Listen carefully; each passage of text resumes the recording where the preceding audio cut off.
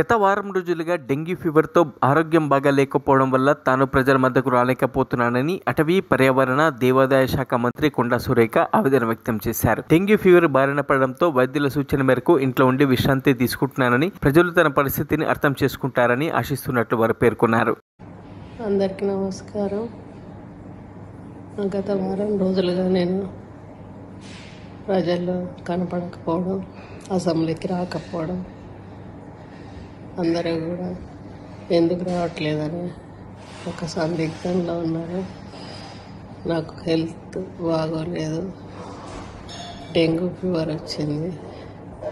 అందువల్ల నీరసంగా ఉండి బయటకు రాలేక ఇంట్లోనే రెస్ట్ తీసుకుంటూ ఉన్నాను.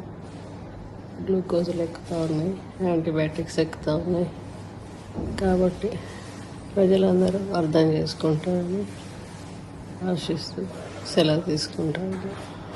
మరిన్ని అప్డేట్స్ కోసం మా ఛానల్ని సబ్స్క్రైబ్ చేయండి.